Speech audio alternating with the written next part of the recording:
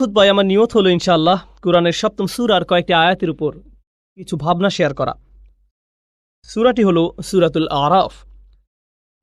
সূরাতুল আরাফের শুরুর দিকে আল্লাহ আযজা ওয়া জাল্লা আদম আলাইহিস সালামের ঘটনা তুলে ধরেন। এই ঘটনার কিছু কিছু বিবরণ কুরআনের বেশ কয়েক জায়গায় পাওয়া যায়, সর্বমোট 7 জায়গায়। প্রতিবার ঘটনার নতুন কিছু দিক তুলে ধরা হয়েছে। সুতরাং এটা ঘটনার পুনরাবৃত্তি নয়, বরং একই ঘটনার ভিন্ন ভিন্ন দৃষ্টিভঙ্গি। তাই সূরাতুল আরাফে ঘটনাটির নির্দিষ্ট একটি দৃষ্টিভঙ্গি বর্ণনা করা হয়েছে। এখান থেকে যে শিক্ষা আমরা লাভ করব তা একেবারেই অনন্য। এই শিক্ষা বাকারায় পাবেন না, পরের দিকের সূরা সফফাত বা অন্য কোনো সূরায় পাবেন না। এটা কোরআন অধ্যয়নের মূলনীতির অংশ। হয়তো কেউ বলতে পারেন, আমি তো নবীদের ঘটনা জানি, আমি ইতিমধ্যে আদম আলাইহিস সালামের ঘটনা জানি বা মূসা আলাইহিস সালামের ঘটনা প্রভৃতি জানি। প্রকৃতপক্ষে প্রতিবার আল্লাহ যখন কোনো ঘটনা বর্ণনা করেন, তিনি আসলে আপনাকে ভিন্ন ভিন্ন কিছু পাঠ শিক্ষা দিচ্ছেন এবং পৃথক পৃথক প্রজ্ঞা শিক্ষা দিচ্ছেন। আজকে আপনাদের জন্য সে প্রজ্ঞাগুলোর একটির উপর গুরুত্ব দেব, আর তা হলো শুরু থেকে আল্লাহ কিভাবে মানবজাতির সৃষ্টি নিয়ে কথা বলেছেন। খুতবার শুরুতে আমি আয়াতটি তেলাওয়াত করেছি। আল্লাহ আযজা ওয়া জাল্লা বলেন, ক্বাদ খালাকনাকুম, আমি তোমাদেরকে সৃষ্টি করেছি, সুম্মা সাওয়ারনাকুম, অধিকন্তু আমি শুধু তোমাদের সৃষ্টি করিনি, আমি তোমাদের রূপও দান করেছি। আকাশসমূহ এবং পৃথিবী সৃষ্টি করেছেন, আল্লাহ পর্বত সৃষ্টি করেছেন, আল্লাহ সৃষ্টি করেছেন অনিন্দ সুন্দর ঝর্ণাধারা, আল্লাহ সৃষ্টি করেছেন সম্প্রসারিত মহাবিশ্ব, আল্লাহ সৃষ্টি করেছেন ঝিকমিক করা তুষার কণা, বরফ কণা। আল্লাহর সৃষ্টি সব কিছুতেই আছে মন করা সৌন্দর্য।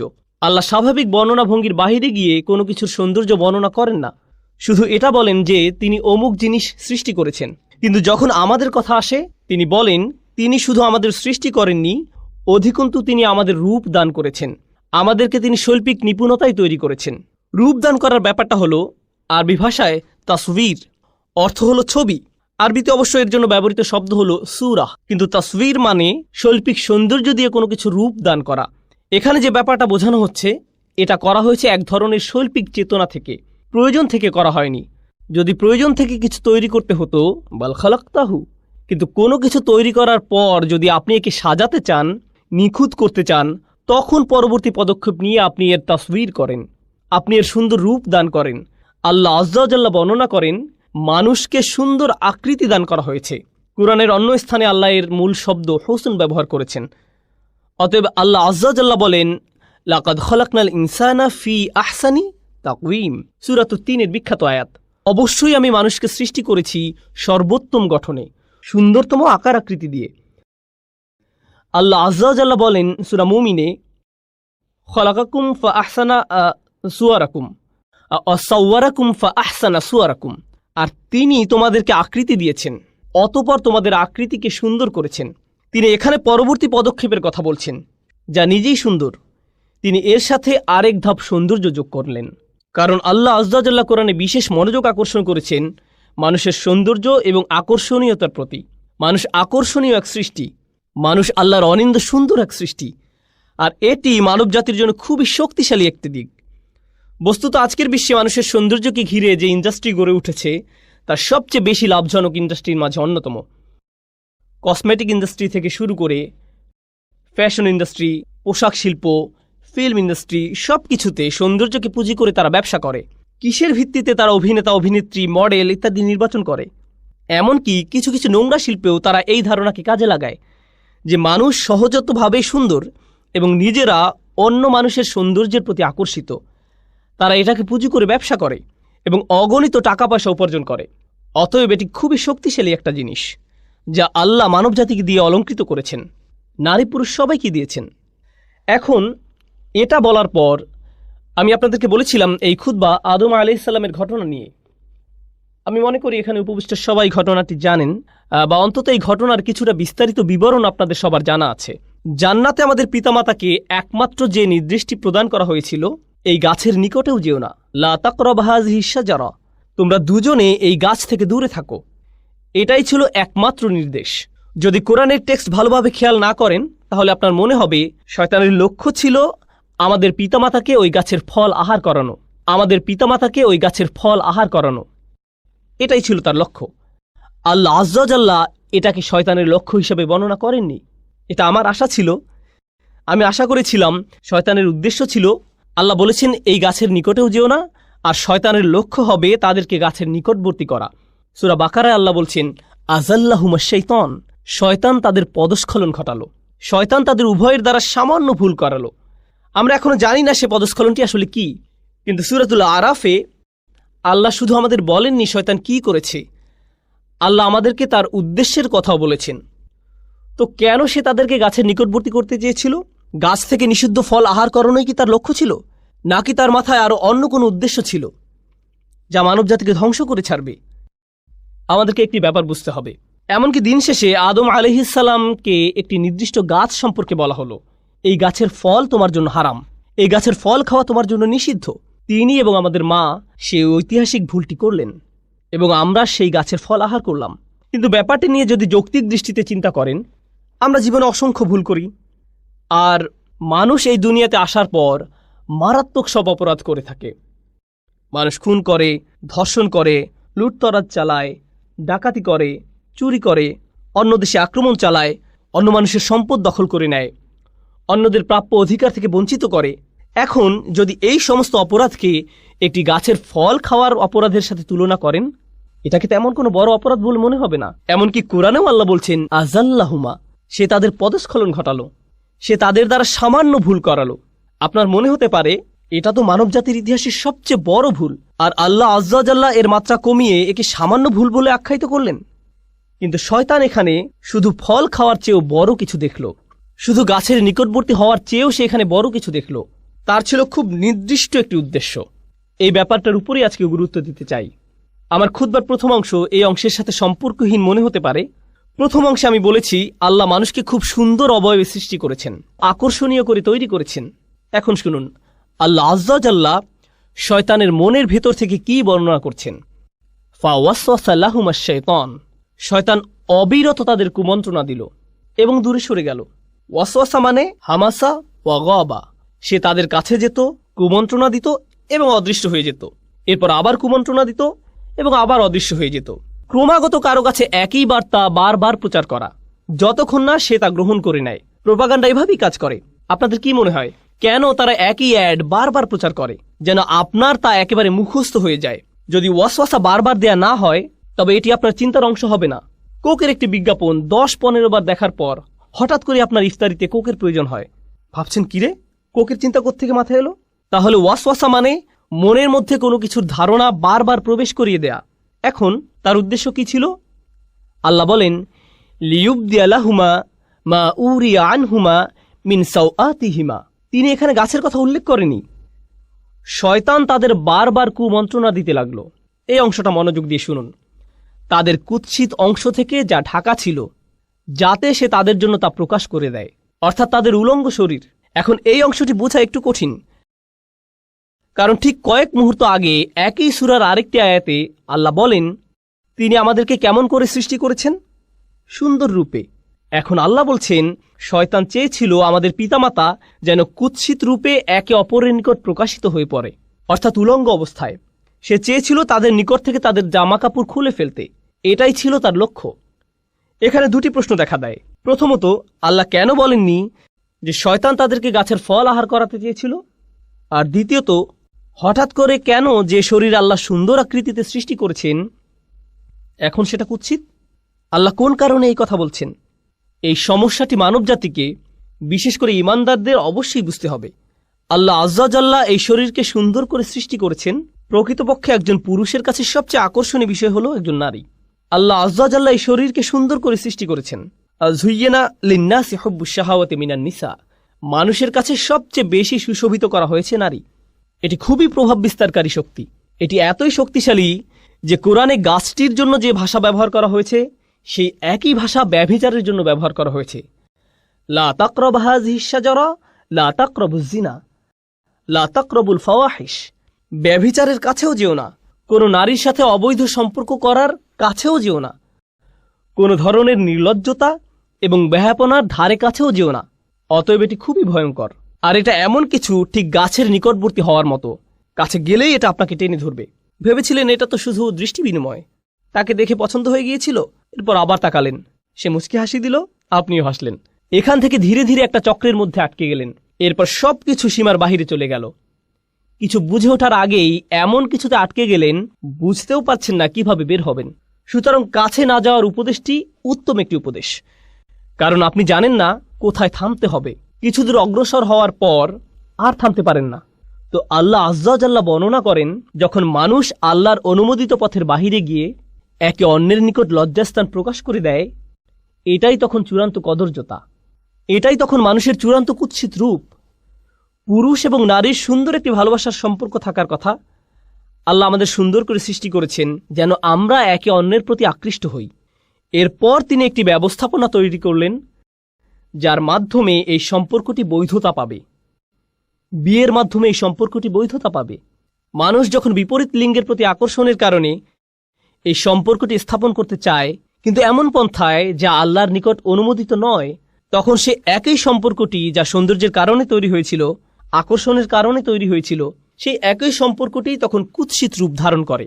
আর এটা শুধু শারীরিক কদর্যতা নয়। কেউ এটা শোনার পর ভাবতে পারে, আমার একটা মেয়ে বন্ধু আছে, সে সুন্দর, আমি বুঝতে পারছি না কিভাবে সে কুৎসিত হয়ে গেল কুরআন নাজিল হওয়ার পর। আমি এটা নিয়ে কথা বলছি না। আপনার ভেতরে এক ধরনের কদর্যতা আছে। আপনার ভেতরের ভালো সত্তাটি ধীরে ধীরে মৃত্যুর দিকে ধাবিত হয়। তখন মানুষকে শুধু শারীরিক দিক থেকে সুন্দর করে সৃষ্টি করা হয়নি, মানুষকে চরিত্রের দিক থেকে সুন্দর করে সৃষ্টি করা হয়েছে। আর আপনি যখন অবৈধ একটি সম্পর্কে জড়িয়ে পড়েন, তখন আপনার ভেতরে যে সৌন্দর্যগুলো ছিল, আল্লাহ আপনাকে যে সৌন্দর্যগুলো দান করেছিলেন, তার থেকে কিছু কিছু তখন আপনার কাছ থেকে পালাতে শুরু করে। আপনার ভেতর থেকে টেনে হিঁচড়ে বের করে ফেলা হয়। ফলে দেখবেন, যখন কোনো যুবক ছেলে কোনো মেয়ের সাথে অবৈধ সম্পর্কে জড়িয়ে পড়ে, বা কোনো মেয়ে কোনো ছেলের সাথে, তখন লক্ষ্য করবেন তারা দিন দিন তাদের পিতামাতার সাথে বদমেজাজি আচরণ থেকে আরও বেশি বদমেজাজি আচরণ করতে থাকে। তাহলে দেখা যাচ্ছে এই সম্পর্কটি তাদের জীবনের অন্যদিকে কদর্যতা নিয়ে এসেছে। আপনি বুঝতেও পারবেন না তার এরকম পরিবর্তনের কারণ কি। এটাই হলো সাওয়া বা কদর্যতা। প্রসঙ্গত, কুৎসিতের আরবি হলো কবাহা, এটা কাবিহ, এটা কুৎসিত। তাহলে সাওয়া অর্থ কি? আরবিতে সাওয়া মানে লাশ। লাশ দেখা মানুষের দৃষ্টিতে খুবই অস্বস্তিকর এবং কদর্য। এর দুর্গন্ধ, আকৃতি, গলে পচে যাওয়া মাংস, চামড়া, এর সর্বত্র পোকামাকড়, এর সব কিছুই আমাদের চিন্তায় খুবই অসহ্য। এই চিত্রটি আল্লাহ আজ্জা ওয়া জাল্লা তুলে ধরেছেন। অন্য কথায়, আপনার শরীর জীবনী শক্তিতে পরিপূর্ণ, কিন্তু আপনার আত্মার মৃত্যু ঘটেছে। আপনার আত্মা একটি লাশে পরিণত হয়েছে। লিউবদি আলাহুমা মা উরিয়া আনহুমা মিন সাওআতিহিমা। শয়তান তাদের লজ্জাস্থান প্রকাশ করে দিতে চেয়েছিল, কুৎসিত অবস্থা। সে তাদের ভালো দিক দূর করে দিতে চেয়েছিল। প্রসঙ্গত, এই সম্পর্কে আরেকটি ব্যাপার উপলব্ধি করা গুরুত্বপূর্ণ। আল্লাহ আজ্জা ওয়া জাল্লা মানব জাতিকে ফেরেশতাদের চেয়েও উত্তম মর্যাদা দিয়েছেন। ইবলিসের চেয়েও তিনি মানুষকে উত্তম মর্যাদা দিয়েছেন। আর শুধু একটি জিনিসের কারণে মানুষ এই উত্তম মর্যাদা লাভ করেছে। ওয়ানাফাখতু ফীহি মির রূহি ফাকাউ লাহু সাজিদিন। আল্লাহ যখন মানুষের ভেতরে রূহ ফুঁকে দিলেন, শরীরকে সুন্দর করে সৃষ্টি করা হয়েছে, কিন্তু যে রূহ আল্লাহ মানুষের ভেতরে ফুঁকে দিয়েছেন, যে আত্মা আল্লাহ আপনার ভেতরে ফুঁকে দিয়েছেন, যে ভালো গুণগুলো তিনি আপনাকে দিয়েছেন, সেটাই আপনাকে বেশি সৌন্দর্যমণ্ডিত করেছে আল্লাহর যে কোনো সৃষ্টির চেয়ে। সেটাই আপনাকে অন্যদের থেকে পৃথক করেছে। শয়তান এটা জানে, আর তাই সে মানুষের শারীরিক সৌন্দর্যকে কাজে লাগিয়ে তাদের আত্মিক সৌন্দর্যকে কুৎসিত করতে চাইবে। এটাই তার লক্ষ্য। এখন এটা বলার পর সে কিভাবে আমাদের পিতামাতাকে রাজি করালো, এটা লম্বা একটা ঘটনা। আমি তার একটি সংক্ষিপ্ত রূপ আপনাদের সামনে উপস্থাপন করছি। সংক্ষিপ্ত ভাষণটি হলো, সে আদম এবং হাওয়া আলাইহিসসালামকে বলেছিল, শোনো, তোমাদের সৃষ্টি করা হয়েছে পৃথিবীর জন্য। ইন্নী জাইলুন ফিল আরদি খলিফা। আল্লাহর সিদ্ধান্ত হলো তোমাদের দুনিয়ার জন্য সৃষ্টি করা হয়েছে। তোমাদের জান্নাত থেকে দুনিয়াতে স্থানান্তর করা হবে যে কোনো মুহূর্তে। জান্নাত ছেড়ে পৃথিবীতে কে যেতে চায়? এখন শোনো, শুধু ফেরেশতারা এখানে থাকতে পারবে। সরি, তোমরা ফেরেশতা নও। অথবা তোমাদের জন্য আরেকটি উপায় আছে। যদি তোমরা জান্নাতের পার্মানেন্ট রেসিডেন্ট কার্ড বা গ্রিন কার্ড পেতে চাও, এটাই তোমাদের একমাত্র বিকল্প উপায়। অতএব ফেরেশতা হওয়ার একমাত্র উপায় হলো, বা জান্নাতের চিরস্থায়ী অধিবাসী হওয়ার একমাত্র উপায় হলো, তোমাদেরকে ওই গাছের ফল খেতে হবে। এটাই একমাত্র উপায়। তো সে বলল, আনতাকুনা মালাকাইনি আও তাকুনা মিনাল খালিদিন। এই গাছ থেকে আহার করো, হয় তোমরা ফেরেশতা হয়ে যাবে, নতুবা জান্নাতের চিরস্থায়ী অধিবাসী হয়ে যাবে। এজন্যই আমাদের পিতামাতা ভুলটি করেছিলেন। এখন এই ভুল করার পর কি ঘটল? আল্লাহ বর্ণনা করছেন, ফাদাল্লাহুমা বিগুরুর। এই আয়াতটি ভালোভাবে বোঝা খুবই গুরুত্বপূর্ণ। তিনি বলেন, সে তাদের পদস্খলিত করল ধীরে ধীরে। দাল্লাহুমা আরবি শব্দ দাল্লা এসেছে দালউন থেকে, যার অর্থ বালতি। আগের দিনে বালতি ব্যবহার করা হতো কূপ থেকে পানি তোলার কাজে। একটি বালতি দড়ি দিয়ে বেঁধে কূপের ভিতরে ফেলতো, তারপর টেনে টেনে তুলতো। এর নাম হলো আদলা দালওয়াহু। এর নাম হলো আদলা দালওয়াহু। বালতি কি সাথে সাথে উপরে উঠে আসে নাকি সময় লাগে? সময় লাগে। এটি একটি ধীর প্রক্রিয়া, আর প্রক্রিয়াটি যদি মাত্রাতিরিক্ত ধীর গতির হয় তখন আপনি আদলা দালওয়াহু বলেন না, বলেন দাল্লা দালওয়াহু। এটা অতিরিক্ত লম্বা সময় নেয়। শয়তানকে বর্ণনা করা হয়েছে সে তাড়াহুড়ো করে না, সে আপনাকে পথভ্রষ্ট করতে চায়, কিন্তু সে সময় নিয়ে ধীরে ধীরে করবে। সে আপনার কাছে আসে, আপনি বলেন আউযুবিল্লাহি মিনাশ শাইতানির রাজিম, সে তখন বলবে ওকে, আমি একটু পর আবার আসব, চিন্তা করো না, আমাদের হাতে সময় আছে। সে একটু পর আবার আসবে, এরপর আবার আসবে, এরপর আবার আসবে। আপনাকে অবিশ্বাসী বানানোর জন্য বা আপনাকে দিয়ে পাপ করানোর জন্য সে আপনার উপর প্রতিবার 1% করে কাজ করবে। আর এটা অনুধাবন করা খুবই গুরুত্বপূর্ণ। মনোবিজ্ঞানে তারা একটি বিশেষ বিষয় পরীক্ষা করে দেখে, এর নাম হলো স্লো বয়েল, ধীর গতির সিদ্ধ। তারা একটি ব্যাঙকে নিয়ে ফুটানো পানিতে ছেড়ে দেয়, এটি তখন সাথে সাথে লাফ দিয়ে বের হয়ে যায়। এরপর ব্যাঙটাকে নিয়ে স্বাভাবিক পানির একটি পাত্রে ছেড়ে দেয়, আর তারা পাত্রটির নিচে ধীরে ধীরে তাপ দিতে থাকে। এক সময় তাপমাত্রা তীব্র আকার ধারণ করে, কিন্তু ব্যাঙটা কখনোই লাফ দিয়ে বের হয় না, সেখানেই তার মৃত্যু ঘটে। সে এমনকি বুঝতেও পারে না যে তার তাপমাত্রা ধীরে ধীরে বৃদ্ধি পাচ্ছে। শয়তান আপনাকে দিয়ে হারাম কাজ তাৎক্ষণিক করাতে চায় না, কারণ আপনি বুঝতে পারেন এটা একটা ভুল। আপনি আল্লাহর আশ্রয় প্রার্থনা করেন, তো সে আপনার কাছে আসবে নির্দোষ সব বিষয় নিয়ে। আপনি তখন ভাববেন এতে আর কি সমস্যা, মানুষ এটাকে শুধু শুধু খারাপ মনে করে, কিন্তু আপনি বুঝতেও পারবেন না। এরপর সে আপনার কাছে এসে সামান্য একটু পদস্খলন ঘটাবে। আপনার আশেপাশের সবাই বলবে এটা করো না। আপনি তখন মুখ ঘুরে বলবেন এটা কি হারাম? আমি এমন কি করেছি? আমি কি কাউকে খুন করেছি? কি ভুল করেছি আমি? শয়তান ঠিক এই কাজটাই করে। দাল্লাহুমা বিগুরুর। সে আমাদের পিতামাতার সাথেও সব ধরনের প্রতারণার মাধ্যমে এই পদ্ধতি অবলম্বন করেছিল। ব্যাপারটা ইন্টারেস্টিং যে আরবিতে গুরুর মানে প্রতারণা, আবার এর দ্বারা অহংকার বোঝায়। সে মানুষের অহমিকা জাগিয়ে দেয়। মানুষ যখন ছোটখাটো ভুল করে আর কেউ সে ভুল ধরিয়ে দিলে বা স্মরণ করিয়ে দিলে, এটা স্বামী হোক বা স্ত্রী হোক, বাবা হোক বা মা হোক, কেউ ভুল ধরিয়ে দিলে সাথে সাথে সে মাগরুর হয়ে ওঠে, সাথে সাথে রাগান্বিত হয়ে ওঠে। না, কি বলছো তুমি? তুমি কে আমার ভুল ধরার? এভাবে তাদের ইগো ভালো হওয়ার পথ বন্ধ করে দেয়। যে সমস্যাটা শয়তানের নিজের ছিল, অহংকারের সমস্যা। যাই হোক, অনেক সময় ধরে চেষ্টা করার পর সে সফল হলো। সে আমাদের পিতামাতাকে মুহূর্তের মধ্যে গাছের কাছে নিয়ে যেতে পারেনি। সে তাদের কুমন্ত্রণা দিল, আর তারা সাথে সাথে বলে উঠল ভালো বুদ্ধি, ঠিক আছে চলো। না না না, এতে অনেক লম্বা সময় লেগেছিল তারা সেখানে যাওয়ার পূর্বে। অবশেষে তারা তাদের আদি ভুলটি করে ফেলল। আল্লাহ আযজা জাল্লা বলেন বাদাত লাহুমা সাওআতুহুমা। তাদের উলঙ্গতা, তাদের কদর্যতা প্রকাশিত হয়ে পড়ল। এটা পরস্পরের নিকট প্রকাশিত হয়ে গেল। তাদের জামা কাপড় খুলে গেল। এই কাজের ফলস্বরূপ তাদের কাপড় খুলে গেল। এটি আসলে কোরআনের শক্তিশালী একটি দার্শনিক প্রতীকী শিক্ষা। আমরা শুধু এর ভাবকে আক্ষরিক অর্থে গ্রহণ করি না, কিন্তু এর ভেতরে রয়েছে বহু প্রজ্ঞা। যখন মানবজাতি হারামের পথ অবলম্বন করে, হোক সেটা হারাম খাদ্য, হারাম উপার্জন, হারাম আচরণ, যখন আমরা সিদ্ধান্ত গ্রহণ করি যে আমরা আল্লাহর বিধান অমান্য করব, যখন আল্লাহ বলেন অমুক কাজ থেকে দূরে থাকো কিন্তু আপনি তার থেকে দূরে থাকেন না, তখন ধীরে ধীরে কিন্তু নিশ্চিত রূপে আপনি আপনার লজ্জাশীলতা হারিয়ে ফেলবেন। আপনি আপনার হায়া শরম হারিয়ে ফেলবেন। জিহ্বা দিয়ে নোংরা শব্দ বের হবে। এর উপর নিজের কোনো নিয়ন্ত্রণ থাকবে না। আপনি নির্লজ্জ হয়ে পড়বেন কথায়, নির্লজ্জ হয়ে পড়বেন দৃষ্টিতে, নির্লজ্জ হয়ে পড়বেন কাজের ক্ষেত্রে। এভাবে শুধু পতন হতে থাকবে। আর এই সব কিছুর শুরু হয়েছিল আপাত দৃষ্টিতে এর সাথে সম্পর্কহীন একটি ব্যাপার থেকে, আদম হওয়ার ক্ষেত্রে একটি গাছের ফল খাওয়া থেকে। আর আমাদের ক্ষেত্রে যখন কোনো ব্যাপারে আমরা আল্লাহকে অমান্য করব, তার নিষিদ্ধকৃত বস্তুর নিকটে যাব, আমাদেরকে দেয়া আল্লাহর শ্রেষ্ঠ উপহার, আমাদের হায়া, আমাদের লজ্জা, আমাদের শালীনতা, আমাদের সংকোচের চেতনা চুরমার হয়ে যাবে। আমরা এর অযোগ্য হয়ে পড়ব। তারা যখন এই কাজ করলো, তাদের কাপড় খুলে গেল। ফলে তারা কি করলো? অতফিকা ইয়াখসিফানি আলাইহিমা মিন ওয়ারাকিল জান্নাহ। তারা সাথে সাথে জান্নাতের পাতা দিয়ে নিজেদের ঢাকতে শুরু করলো। তারা অপমানিত হলো এবং নিজেদের লজ্জা ঢাকতে লাগলো। আমরা এখান থেকে কি শিখছি? পরস্পরের সম্মুখে উলঙ্গ না হওয়াটা আদম সন্তানের প্রকৃতিতেই আছে। পোশাক পরিচ্ছদ পরে থাকা, নিজেদের লজ্জা ঢেকে রাখা, এটা আদম সন্তানের সহজাত প্রকৃতিতে স্থাপন করে দেয়া হয়েছে। এজন্য মানবজাতির সকলে সহজাতভাবে নিজেদের ঢেকে রাখতে পছন্দ করে।